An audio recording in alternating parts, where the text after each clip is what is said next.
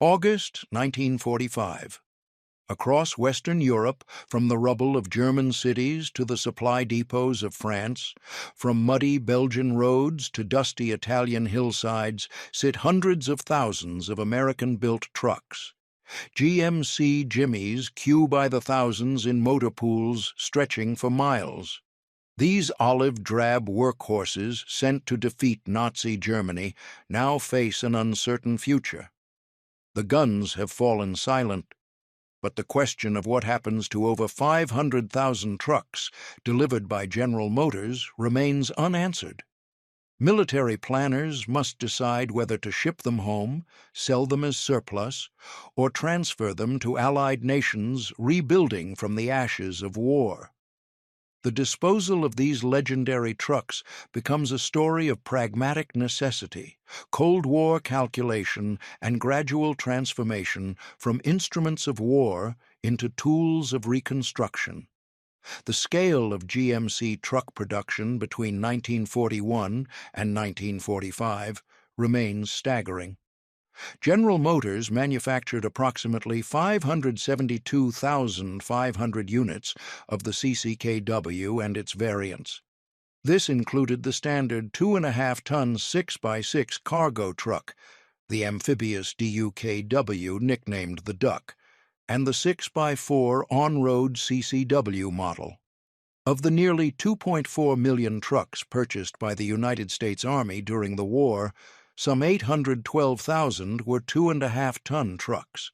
GMC's production alone accounted for almost a quarter of total wartime American truck output and 70% of all 2.5-ton trucks manufactured. These numbers made the GMC CCKW second only to the legendary Jeep in total wartime vehicle production. American servicemen called the truck the Jimmy, a phonetic play on the GMC brand name. They also dubbed it the Deuce and a Half, referencing its 2.5-ton cargo capacity. These nicknames would follow the truck for decades after the war ended. The designation CCKW came from GMC's internal coding system. The first C indicated a 1941 design year. The second C meant conventional cab. The K denoted all-wheel drive, and the W signified dual rear axles. But such technical designations meant little to soldiers who depended on these trucks for survival. Production began at General Motors' Yellow Truck and Coach plant in Pontiac, Michigan, in early 1941. As demand intensified following the attack on Pearl Harbor in December of that year, manufacturing expanded to Chevrolet's St. Louis, Missouri facility. Early models featured enclosed metal cabs derived from civilian truck designs. By 1943, production shifted to open cab configurations with canvas roofs and doors. This change simplified manufacturing, reduced shipping height for overseas transport, and allowed installation of ring mounts for .50-caliber machine guns above the passenger seat. Approximately 1/4 of all CCKWs received these defensive weapon mounts. Power came from GMC's proven 270, cubic-inch inline 6-cylinder engine, producing approximately 104 horsepower. The straightforward design made field repairs possible without specialized tools. Mechanics appreciated the engine's reliability and the accessibility of its components. The 5-speed transmission and 2-speed transfer case provided the flexibility needed for both highway driving and off-road operations. This combination of rugged simplicity and proven engineering would define the truck's reputation for decades. The CCKW earned its legendary status during the liberation of Western Europe, particularly through an operation that became known as the Red Ball Express. Following the Allied breakout from Normandy in August 1944, American infantry and armored units burst onto the open fields of central France. General George Patton's Third Army raced eastward at speeds that outpaced traditional supply methods. Rail lines lay destroyed by Allied bombing. ports remained either captured or contested, the advancing armies faced a logistics crisis that threatened to halt the entire offensive.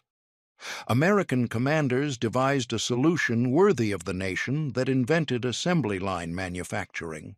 They created an enormous truck convoy system that would operate around the clock on dedicated routes, marked with red balls, a railroad term meaning priority express shipment. Beginning August 25, 1944, the Red Ball Express started rolling.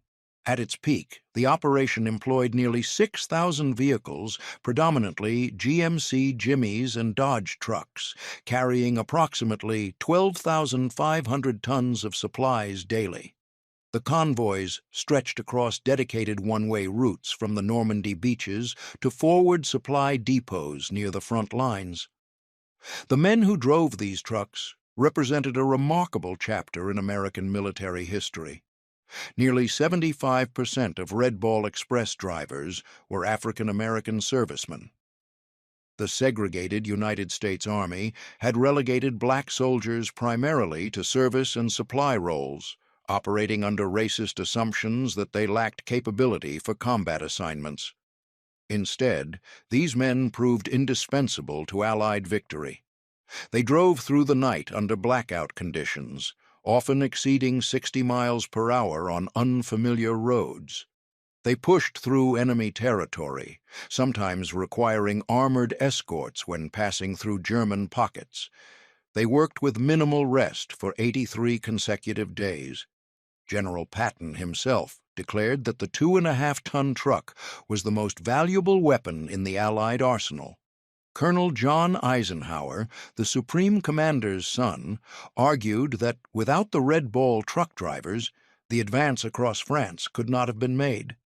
An armored division commander credited the black drivers with delivering fuel under constant fire, stating that he would not want their job and that they had what it takes. A 5th Armored Division tank driver said that if it was not for the Red Ball, they could not have moved, adding that they would be in their tanks, praying for the trucks to come up. By the time the Red Ball Express officially terminated on November 16, 1944, the truck companies had moved over 412,000 tons of gasoline, ammunition, food, and other essential supplies. New express routes with different designations continued the work as the Allies pushed into Germany. Throughout these operations, the GMC Jimmy proved remarkably reliable despite brutal operating conditions. If you are finding this exploration of post-war military equipment interesting, consider subscribing for more detailed examinations of forgotten historical episodes. When Germany surrendered in May 1945, American military planners faced an unprecedented challenge. Hundreds of thousands of trucks sat scattered across Europe and the Pacific. The United States had no desire to ship most of this equipment home. Shipping costs alone made return economically unfeasible. The trucks had accumulated wear from years of hard service. Many required extensive overhaul, and American factories stood ready to produce newer civilian vehicles for pent-up consumer demand. The solution came through massive surplus sales that would reshape economies on multiple continents.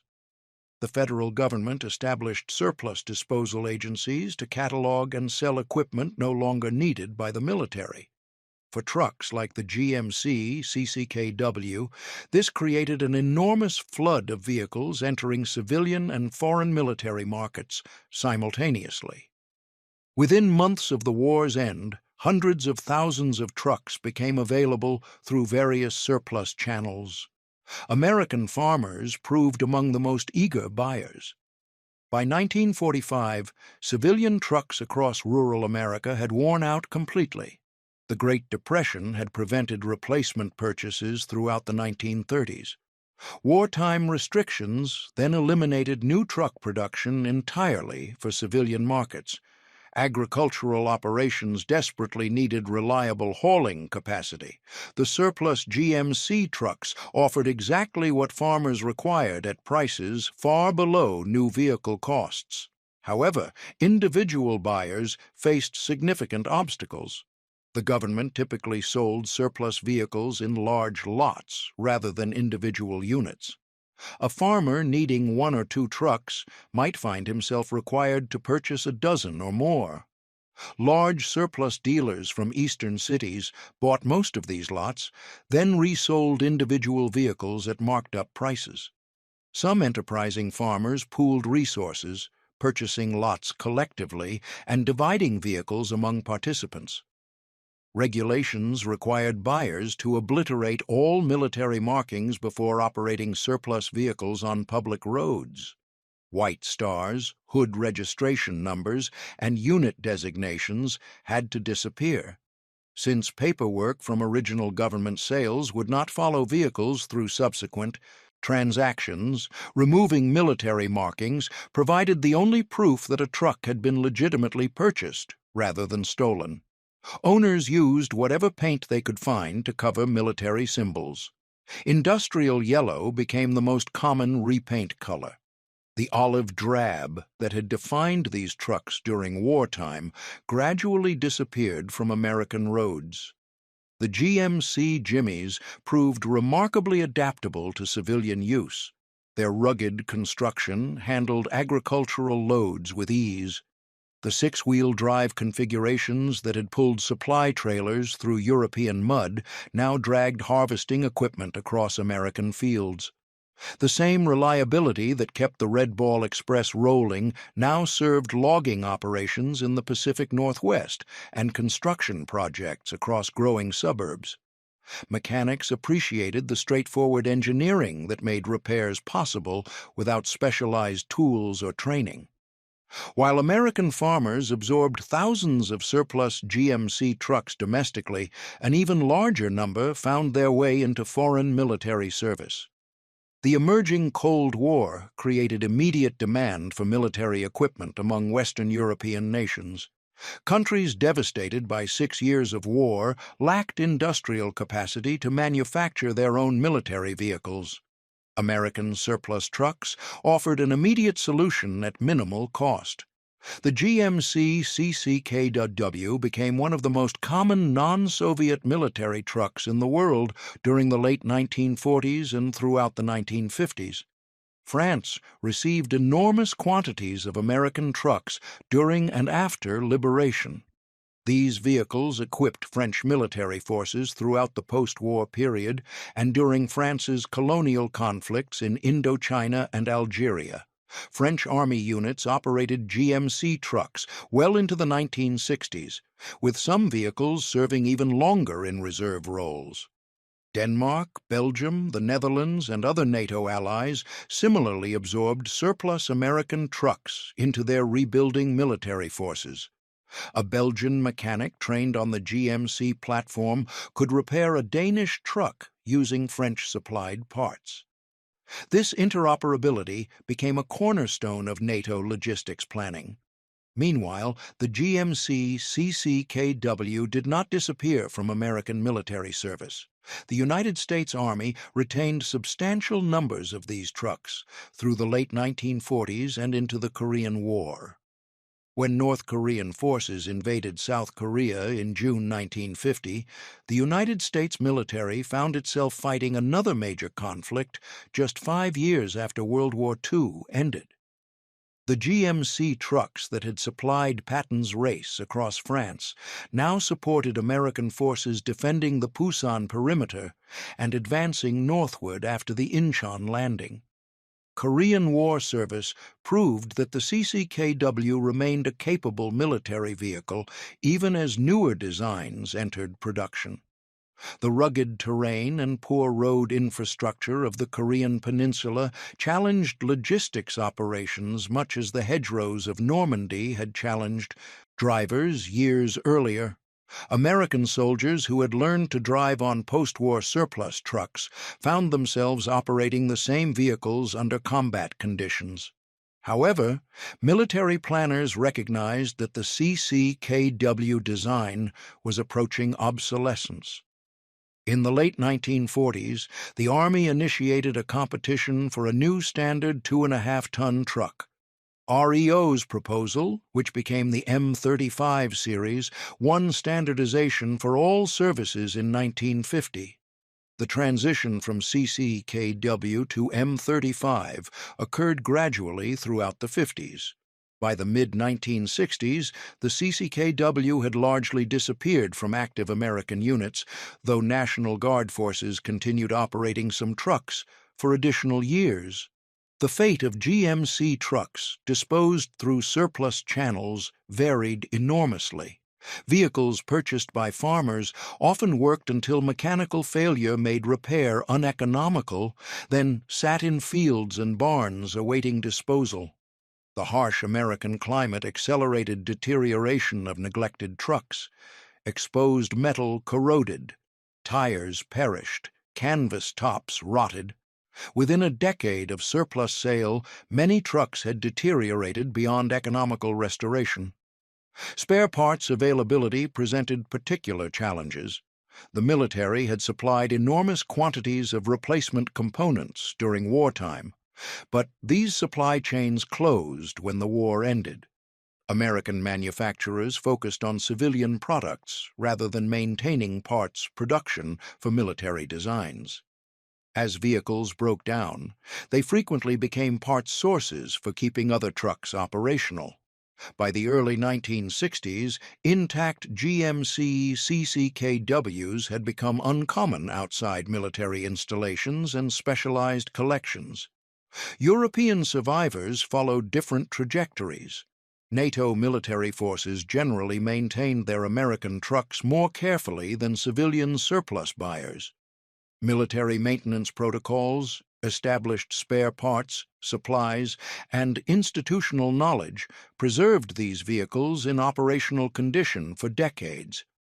Some European armies operated GMC trucks into the 1990s, an astonishing service life of 50 years for designs created before American entry into World War II.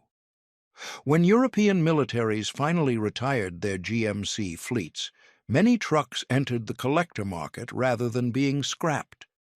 Military vehicle enthusiasts recognized these European survivors as remarkably complete and well-preserved examples of historic vehicles. Trucks that had served in the Danish, Belgian, or French armies often retained original components long since unavailable for American civilian survivors. The collector market began importing these vehicles back to the United States.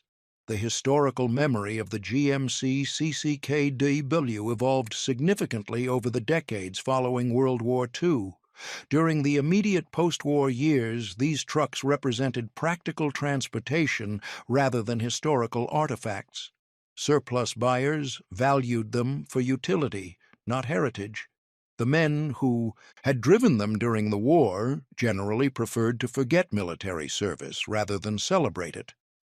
The Red Ball Express and its predominantly African-American drivers faced particular historical neglect. The segregated military that had relegated black soldiers to service roles also marginalized their contributions in official histories and public memory. A 1952 Hollywood film titled Red Ball Express acknowledged the supply operation but failed to accurately represent its participants' demographics. Changing attitudes toward World War II history gradually elevated appreciation for logistics. Military historians began emphasizing that modern mechanized warfare depended as much on supply chains as on combat arms. The GMC CCKW emerged as a symbol of American industrial might and logistical excellence. Civil rights consciousness also prompted reassessment of African American contributions. The Red Ball Express became recognized as a significant chapter in black military history, demonstrating capability despite institutional racism. Today, surviving GMC CCKW trucks occupy honored places in military vehicle collections and museums worldwide. Dedicated enthusiasts have spent decades locating, restoring, and preserving these historic trucks. Organizations devoted specifically to the CCKW maintain technical knowledge, share restoration expertise, and coordinate parts sourcing among members. Restored trucks appear at military vehicle shows, historical reenactments, and commemorative events. D-Day anniversary celebrations in Normandy include convoys of restored American trucks tracing routes their predecessors drove 80 years ago. Museum collections preserve representative examples of CCKW variants that few civilians ever encountered during wartime. Private collectors maintain running examples that demonstrate capabilities impossible to appreciate in static displays. The legacy extends beyond surviving hardware into questions of industrial capacity, logistics planning, and historical memory. These trucks demonstrated that American manufacturing could overwhelm enemies through sheer productive output. German forces, still dependent on horses for much of their logistics, faced opponents whose trucks outnumbered their entire vehicle fleet many times over. The story that began in August 1945 with hundreds of thousands of American-built trucks scattered across Europe concluded with systematic distribution driven by Cold War necessity and economic pragmatism. Most trucks were neither returned home nor preserved as artifacts, but rather absorbed into civilian economies and foreign military forces before wearing out through hard use or rusting away through neglect.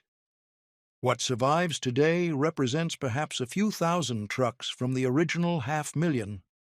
These precious survivors serve as tangible evidence of the logistical miracle that sustained Allied armies and the industrial might that made American victory possible.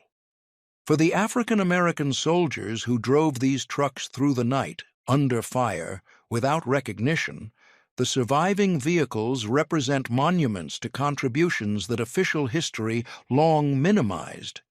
They are reminders that victory required not just those who pulled triggers, but those who delivered the ammunition. If you found this video insightful, hit that like button, subscribe, and hit the bell for more. Thanks for watching.